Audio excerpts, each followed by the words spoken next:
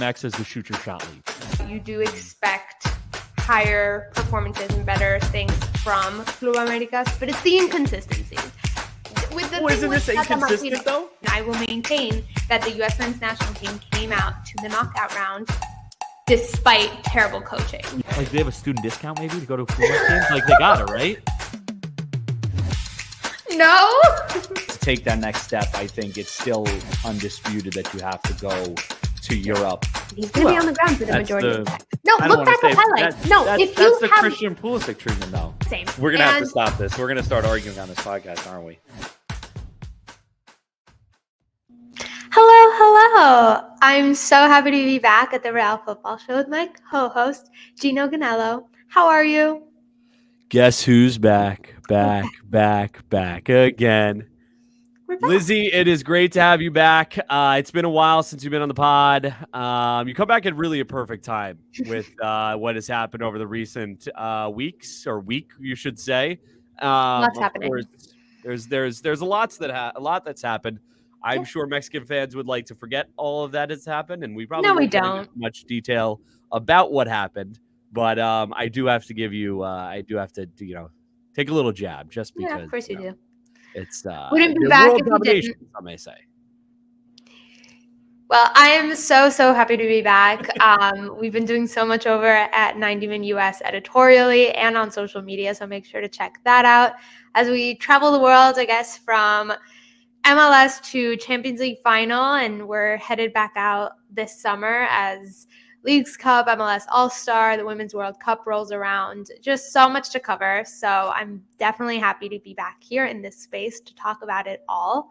And to kick off, we have the U.S. Women's National Team as head coach Vlatko Andonovski finally revealed the 23-player roster headed to the World Cup. And we are very excited. Geno, what do you think? It's definitely a good roster. I mean, obviously, Rapinoe and Morgan included. There is some youth on there as well, some players who you have not heard about if you don't consistently watch NWSL or consistently watch women's soccer. It's definitely, I think I heard someone describe it as more of a transition roster. I mean, obviously, the United States women's national team doesn't really transition much, right? I mean, they have so much young talent, so much talent all over the place that, it's not a transition in the sense that the expectation is that they won't be successful or they won't perform well. Right. It's more transition in the sense that we're starting to see more names that we haven't seen before on the typical roster. And I think that's exciting, but also brings a little bit of the unknown into it as well, which is always a fun thing. And you get to learn a little bit more about these players. I know Vlatko, when he had his press conference, or when he talked today, he mentioned COVID and they didn't have the Olympics and, the opportunities to introduce maybe to some of these younger players. And it's kind of expedited the process a little bit. But you're going to get to know a lot of these names and a lot of these young players who are making names for themselves in the NWSL. And now they're going to get their chance on the big stage. Yeah, I think this is the closest we've seen the U.S. women's national team go into a somewhat generational change. There's obviously still a great balance between the veterans and fresh new faces. I'm particularly excited about the inclusion of Alyssa Thompson. I think everybody would have rioted if she wasn't included. I think it's also safe to mention that a lot of the names that were included have a lot to do with previous injuries. I know Becky Sauerbrunn, for example, announced a couple of days ago that she unfortunately wouldn't be able to make the World Cup due to an injury, which is heartbreaking, but also, I guess, gives ways to new faces. Sophia Smith, another great player that I'm particularly excited to see. Trinity Rodman. So transitional in the sense that there's a greater divide between the fresh new faces and the veterans, as opposed to the 2015 and 2019 squads. But the United States women's national team will continue to do and make history and try for the first time ever to win 3 consecutive World Cup titles. Obviously, they won back-to-back in 2015 and 2019. This time around in particular, I am not so sure the U.S. women's national team is going to win it all. There's some very, very competitive rosters, even in our Group E. The Netherlands will not be an easy opponent. England is up and rising. France, given their coaching change and the inclusion of players now that are willing to sport the jersey and head over to the World Cup. So it definitely won't be easy, but I guess Vlatko's counting on his 23-player roster. Yeah, I mean, it's as we've seen and as we've said over the past, we've said this before, I think, on the podcast as well, the women's game is growing across the entire world, and we're starting to see that in a lot of different countries. And that doesn't mean the U.S. women's national team, is getting worse. It just means that other countries are getting better, and they're putting more money into those into the women's game. And obviously, the Brazils, the Australias, the Japans, the United States women's national teams, those are typical teams that we're used to seeing compete at the highest level, Netherlands, Sweden. But, now we've started to see England and, like you said, France. And I know Spain has a lot of issues with their women's national team, but there is a lot of talent in the Spanish women's game. We saw FC Barcelona, I believe, just won the Women's Champions League. So you're starting to see the women's game be much more improved in a lot of different areas. And so it doesn't necessarily mean when you look at this roster or when you look at this World Cup, if the United States doesn't win it, it's not necessarily because the United States is worse than they were in past years. It's because the competition is significantly better. I know. And it's going to be so exciting, I guess, to watch the world's biggest stage and see everyone compete. Just as a reminder to, again, stay tuned on 90 Min. We're going to be on the ground in Auckland, Wellington, and eventually Sydney, following the U.S. women's national team as they attempt again to make history. So lots to cover there, lots to be talked about. But now we head over to the men's side in CONCACAF. Before we get to that, too, if you are in Washington, D.C., they just announced that bars are allowed to be open 24/7 due to the weird timing of all the games. So very cool that if you're in Washington, D.C., you'll be able to go to a bar at like 4 a.m. if there's a game on at that time and watch the women's World Cup. Which there will be. There definitely will be. So that's very, very cool. I think July 21st is when the U.S. women's national team kicks off, right? So that time difference is going to be absolutely insane. It's 16 hours, I believe, from Auckland and 13 hours in Sydney. So different days, a Monday here, a Sunday there. Who can count at this point? It's just the summer of soccer. So it is. It is the summer of soccer. There's so much going on. We're very excited. But excited. Take it away with what we got coming up in the next 3 days. Never mind the next month. Yeah, never mind next month. So the Gold Cup kicks off in just a couple of days as the United States men's national team, Mexico, Canada, they all return to action for the second CONCACAF tournament of the summer after Nations League. Obviously, the U.S. men's national team is rotating their roster and doing a change of guard, essentially, where the Europe-based players are headed back out with their respective teams in rotation. There's going to be an MLS-heavy roster picked by interim head coach BJ Callahan. So that means Ferreira, Cade Cowell, Brandon Vasquez, Jordan Morris, they're taking over and heading into unfamiliar grounds, I guess, because it's still a difficult CONCACAF tournament. You can never rule out Jamaica, Haiti, Honduras. They just managed to crawl back in and compete. So what do you think about this roster? Yeah, and listen, there will be a couple guys, Brian Reynolds and Gianluca Busio, who do play overseas, but guys we're probably not seeing on a typical U.S. men's national team 23-man roster at this point, which is good. I do think what I will say is I'm happy to see the inclusion of some of the younger guys. Tolkien getting a chance. Jalen Neal, who's been an up-and-coming center back for LA Galaxy. Some of those guys, seeing them get a chance. Aiden Morris, I'm actually very excited to see if he steps in there and gets an opportunity. He's been playing really well for the Columbus Crew. So I think that could be very, very fun to see. But at the same time, this is not the same team that we saw this past week. It definitely is not. It is probably, a lot of these guys are not even on, like I said, the B team or this is a BC roster. And like you mentioned, Lizzy, there's a lot of talented teams in this group. Jamaica just added Damari Gray he just transferred his nationality from English to Jamaican this past week, so he will be participating in this. He plays for Everton, has played for Leicester in the past. He's a guy who I think can cause a lot of trouble in this CONCACAF because he is of his ability to run at players. So it's not going to be easy. And if BJ Callahan can manage to somehow get this team even to a semifinal, I think you're looking. I think that's a good success for them. I think that's a big success for them because I think that the United States men's national team going to this tournament definitely does not have the strongest roster.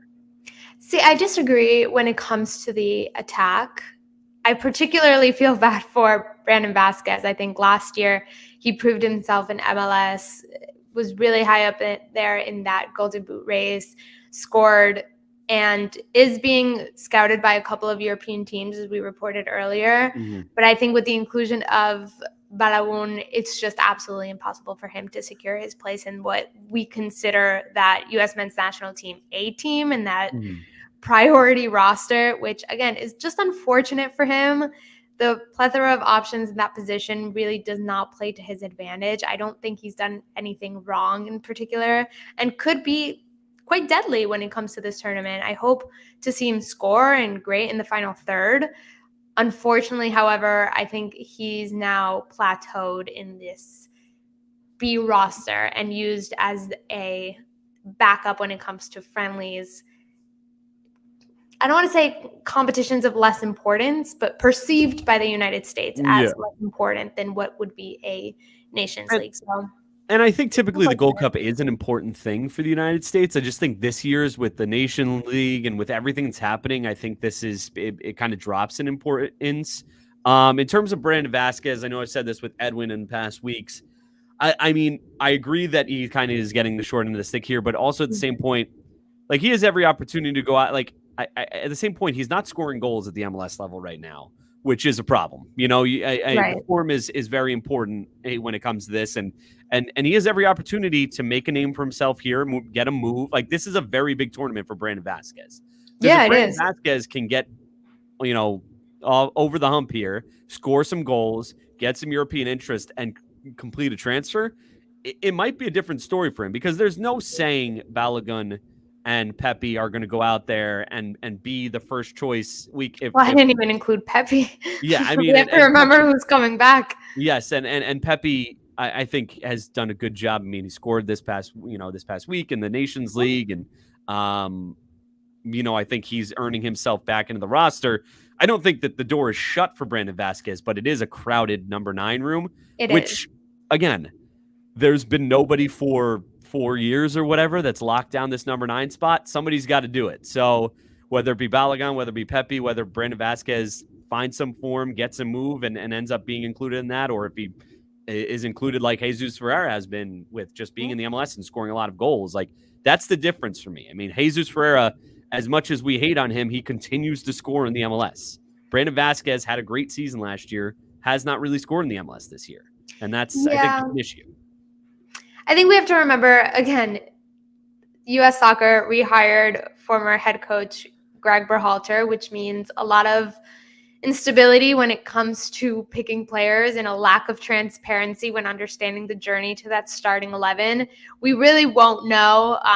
We don't even know how he'll react to Balagun because they've never been in a camp together. I mean, we could go on and on and on about yes, I'm sure we could this process, but that is not what we're here for today. That is not what we're here for today. No. I do not need to get into a rant about Greg Berhalter being reselected as head coach after a 6-month process and an independent firm coming in and helping them do this data that's apparently been helped set by Greg Berhalter. I don't know.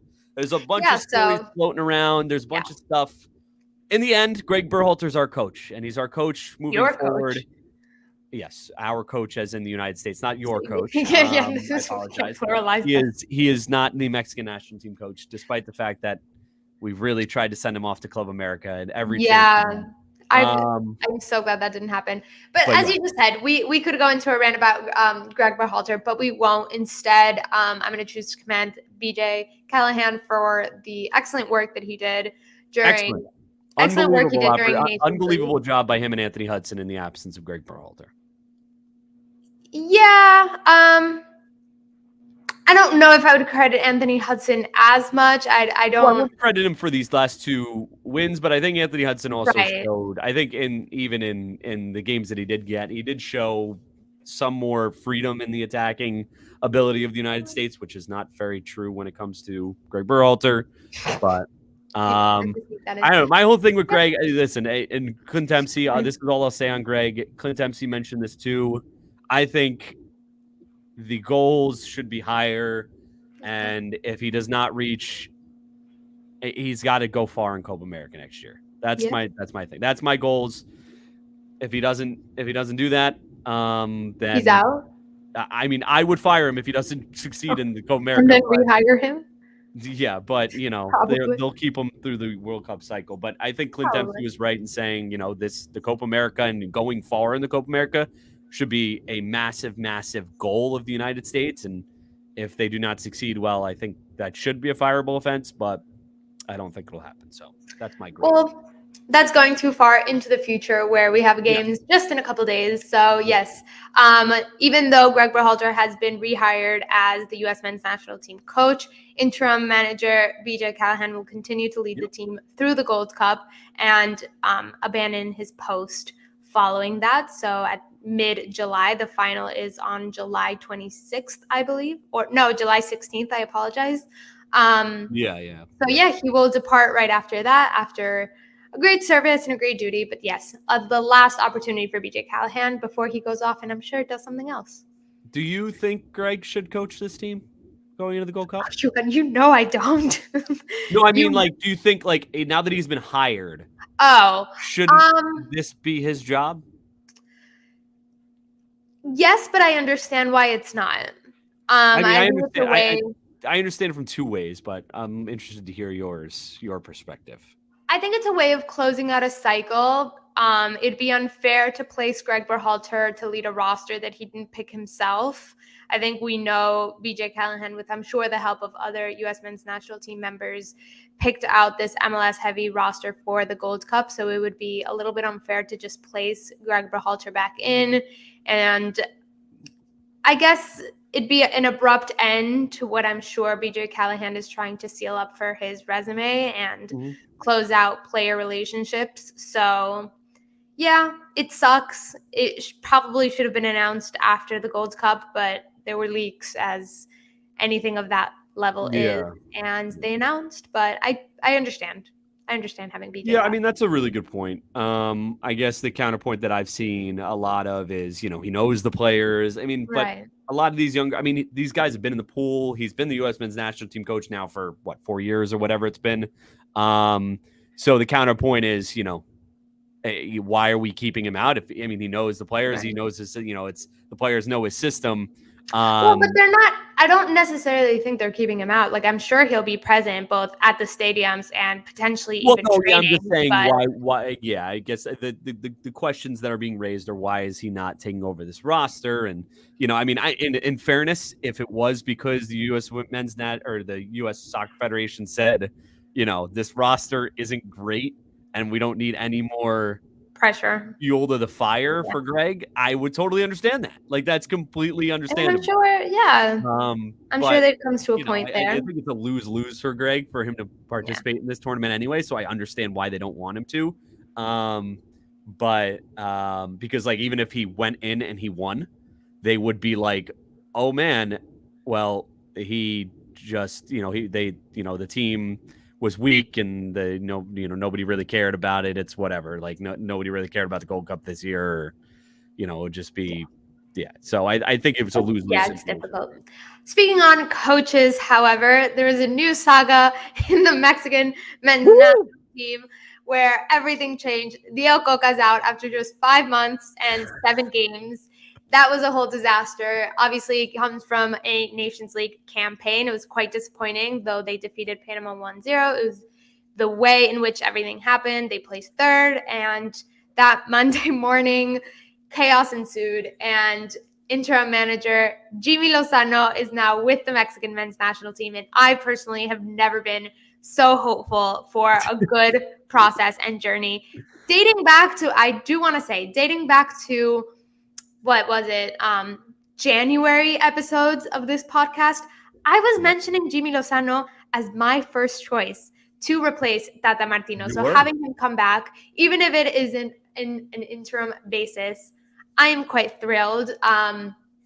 President Commissioner of the Mexican Football Federation, Juan Carlos Rodriguez, said on Monday that the reason he chose to fire Diego Cocca was the embarrassing defeat against the United States, not so much in the score, but the way in which it happened. And again, the chaos that ensued afterwards, with reports coming out that players were threatening to leave camp and they were unhappy. And obviously no one left camp. Everyone's going straight to the Gold Cup. But he was just extremely displeased with the entire coaching situation, watching his coach, Diego Cocca, fly off the rails with everything that happened on the field. So again, it wasn't losing, it was the way in which we lost.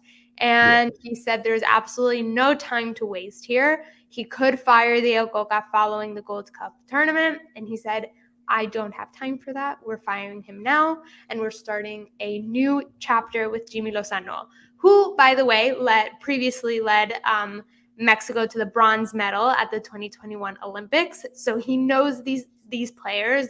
He led Johan Vázquez, Jorge Sanchez, Guillermo Ochoa, Gerardo Arteaga, Orbelín Pineda. Like, he led all of these players to success at the Olympics. So it's not necessarily a new cycle. It's just, I guess, the reunion of Jimmy Lozano with his players. And I'm particularly so excited.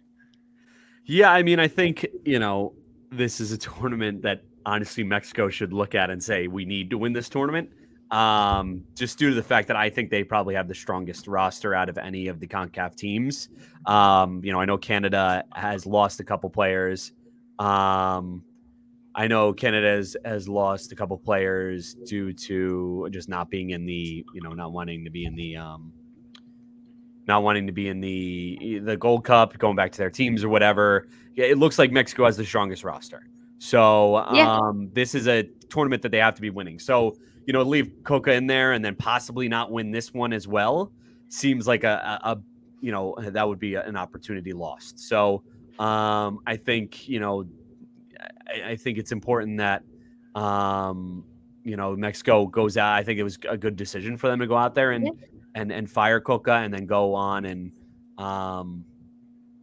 try and win this tournament, because I think this is a tournament they need to win, especially after everything that's happened over the past, what's it been, almost, 8 months now or whatever it's been since, early, October, November, when we started talking about the World Cup. So, yeah, it's been chaos. And I know I've seen differing opinions personally, but I think it was a good decision to keep your strongest roster for Gold Cup. I think there's limited opportunities to have everyone together, and so to not use them and have instead players head out to preseason is a little bit silly. Again, I feel like they need to get acclimated with a new coach, a new system, get acclimated with each other. Obviously, there's extremely limited windows, FIFA international windows, where these players are actually together. So wasting that opportunity is, I don't know, a little silly for me. I know in the U.S. men's national team case, it's not like they're with their actual head coach, but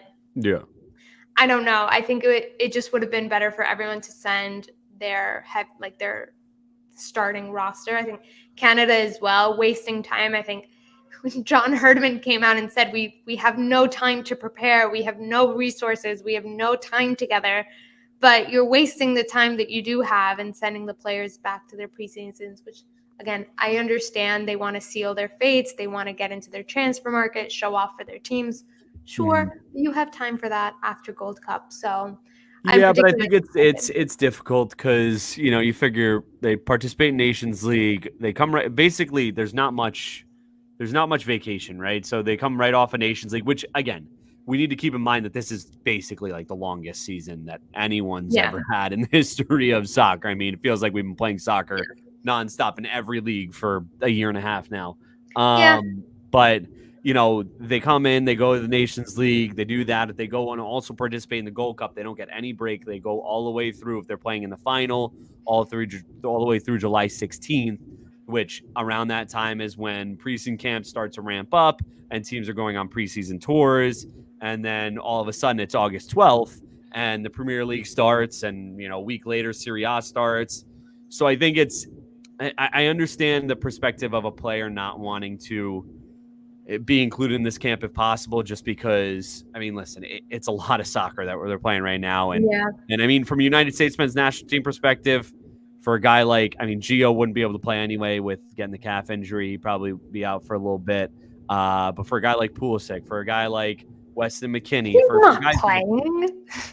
Pulisic is not playing. Yeah, but he's going to get transferred, so he's probably going to play. But he hasn't been playing, so he was quite well rested throughout the season. No, I understand, but I'm just saying, I think it's just like with you needed to get transferred right now. I think it's just an opportunity to get hurt and then screw it all up. So. No, I completely understand. I do also think this is a great opportunity to be put on a global stage and have eyes on you, as we said with Brandon Vasquez. So it's quite interesting. But going back to it's good for the young players. Yeah, it is good. And going back to the Mexican national team roster, speaking about young players as well, Osiel Herrera, very exciting new figure. Plays with Atlas. He started playing under Diego Cocca, but now obviously Jimmy Lozano, who, by the way, has an intense focus on bringing up the young players and bringing in that generational change. So, again, just like very, very excited to see that happen and have someone who is young as well. He's a 44-year-old coach. That's also a change for the Mexican national team. Whether he keeps that permanent title or not, it's nice to see a little bit of order being placed on Mexico, given the whole fiasco. Yeah. So, we'll see what happens. Again, this is a tournament, without going too much into a Gold Cup preview, I guess we could say. This is a tournament I think Mexico should be winning, or should expect to be winning. You're going to see a quality Jamaican team, I think.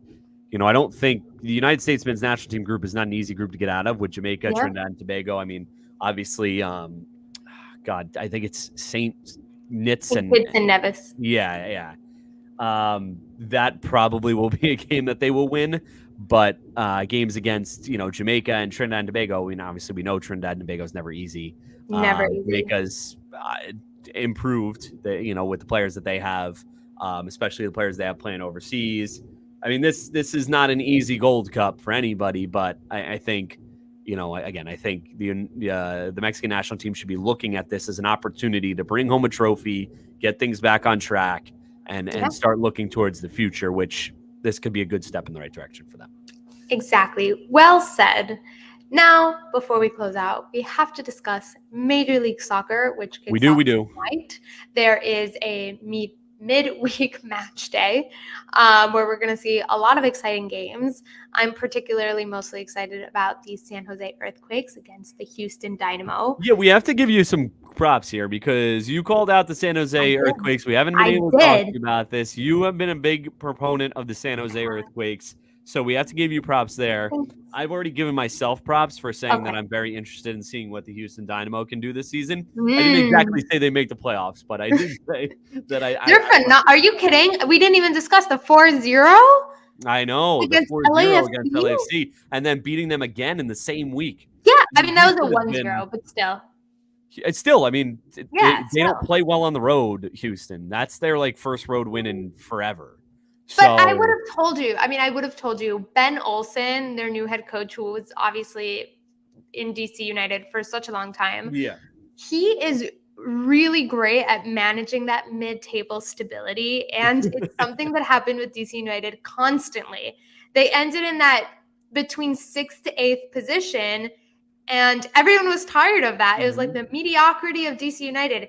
And now they've fallen to last place. So I think DC United owes an apology to Ben Olsen, but watching him up close when covering the black and red, I would have told you he is going to implement that same style and great finishing touches on a team that has so much potential anyway. Yeah, so I love what he's been doing with that team, and I think there's a lot of exciting players there.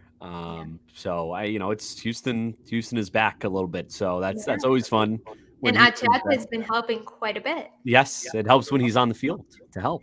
So, but for me, I mean, you want to talk about San Jose, Houston a little bit more. I mean, that is your game of the week, as we call it. Yeah, that is my pick. I would have been more excited to see Cade Cowell, obviously, with the Earthquakes, but he's off in international duty representing the U.S. men's national team at the Gold Cup. So we will have that. We'll have that game without him. But Hector Herrera obviously is still with Dynamo. He has not been called up to the Mexican national team due to that generational change and leaving off the veterans from the roster. But it's still quite an exciting game. I think it's a clash of styles. And also kind of that battle of the table. So I don't know. I'm particularly excited about that game. Yeah, for me, I'm going to go with the late game. I'm going to go one of the two late games. I'm going to go with LAFC versus Seattle. Purely because it's two teams that are struggling right now, right? I mean, Seattle's been struggling for a little bit. LAFC, honestly, has been, I think they've won one of their last 7 in all competitions. Yes, but I want to reference Carlos Vela's quote that he said the other day as you labeled them as struggling. Because he did mention, he was like, if we're bad being 3 points off the Western Conference table top with games still left to be played, then everybody else is bad. Well, that's a very fair statement from Mr. Vela. But at the same point, Before that, though, he said that and then went on to score and win the game for LAFC. No, very true. And great timing from him. In all competitions, that was their first win in all competitions in 6 matches in about a month. So, I mean, listen, I'm not saying that on the standards of LAFC and the way we expect them to perform and the way they probably should be performing against some of these teams, Houston Dynamo, they should not lose 2 games in the same week. Dynamo was the better team. I mean, again, kind of going back to that Mexico quote, it's not the fact that they lost, it's how they lost. Because losing back-to-back games 1-0 against the Houston Dynamo when they're showing that level of quality would have been okay. Losing 4-0 is probably unacceptable for LAFC. Yeah, exactly. So it's, I think based on their standards, they're struggling. I mean, for them to not win a game, and I know it's obviously CONCACAF Champions League, US Open Cup, who they're playing, whatnot, but still, they haven't, that was their first win in 3 MLS games. So, for them to, and it was a game where they could have lost too. I mean, they could have lost. I mean, there was controversy at the end there with the foul in the Sporting KC match where they Peter Vermees was not happy with the call and the refereeing in the match. He was not happy. So, I think this is a game where LAFC can get back on track. Also a game for Seattle to get back on track. So it's two teams that really could use a little bounce in the right direction. And I think this is a fun one to watch because it is 2 top teams in the Western Conference going at it. So that's why I'm going with that one. I also want to give an honorable mention to LA Galaxy against Sporting Kansas City. LA Galaxy, we know, is struggling on all fronts, from their board to head coach to players. Chicharito today was placed on the season-ending injury list, so he will not be back. LA Galaxy have since signed a couple of MLS Next Pro players to sub that. So things are really just going downhill, whereas it's going the other way for Sporting Kansas City, who finally have some of their designated players back. Last season, for the first time ever, I believe, in Major League Soccer, all 3 designated players of a team were out on injury. So that was quite unfortunate and probably the reason why they ended bottom of the table.